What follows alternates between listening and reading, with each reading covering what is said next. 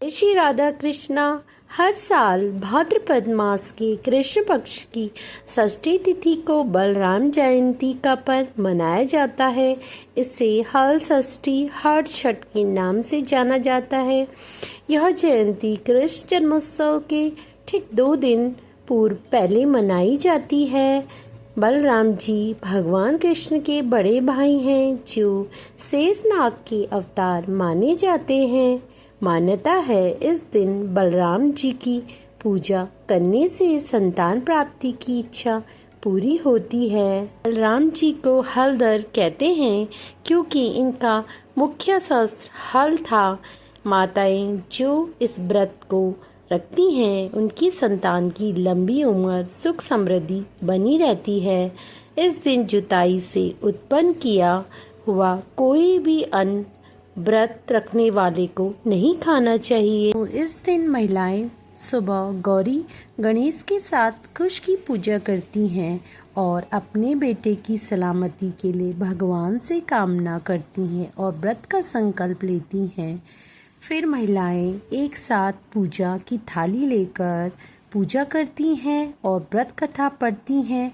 छठ माता की पूजा में खिलौने रखे जाते हैं। दोपहर को हर छठ महारानी की कहानी पढ़ी जाती है।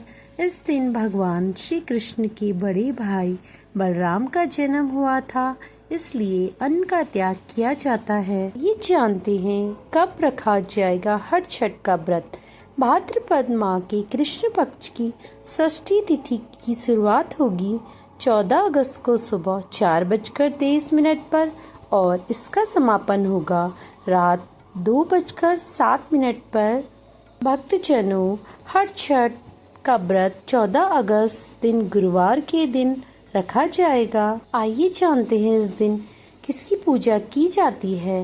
इस दिन भगवान बलराम, शीतला माता और कुछ स्थानों पर अन्नपूर्णा देवी या गृह लक्ष्मी की पूजा की जाती है। इस दिन की पूजा में खेती बाड़ी से जुड़े प्रतीकों का उपयोग किया जाता है। यह व्रत संतान की लंबी उम्र, स्वास्थ्य और सुख के लिए खास माना जाता है। बलराम जी जो शेषनाग जी के अवतार है, शक्ति और धर्म के प्रतीक है। इस व्रत को रखने से बच्चों को बीमारी, डर और बुराइयों से सुरक्षा मिलती है। जिन्हें संतान नहीं है उनके लिए यह व्रत फलदायी हो सकता है। परिवार में सुख और समृद्धि बनी रहती है। ये जानते हैं इस दिन पूजा हमें किस प्रकार करनी है। पूजा स्थल को गंगा जल से शुद्ध करें, चौकी पर साफ कपड़ा बिछाएं, भगवान श्री कृष्ण बलराम जी की मूर्ति रखें। बलराम जी के हल की छोटी प्रतिकृति भी रख सकते हैं। पूजा सामग्री में चंदन, फूल, माला, रोली, अक्षत, दुर्वा, तुलसी, फल, मिठाई, महुआ, पसाई का चावल, बिना हल से उगाया गया चावल शामिल करें। इसके साथ बच्चों के खिलौने रखें। संकल्प लें कि यह व्रत आप अपनी संतान की लंबी उम्र और सुख के लिए कर रहे हैं। भगवान को चंदन, फूल, भोग चढ़ाएं। भैंस के दूध से बना दही और घी का उपयोग करें। गाय का दूध ना लें। हल षष्ठी की कथा पढ़े, सुने, फिर बलराम जी और श्री कृष्ण की आरती करें। आंगन या छत पर हल षष्ठी वाली घास लगाएं।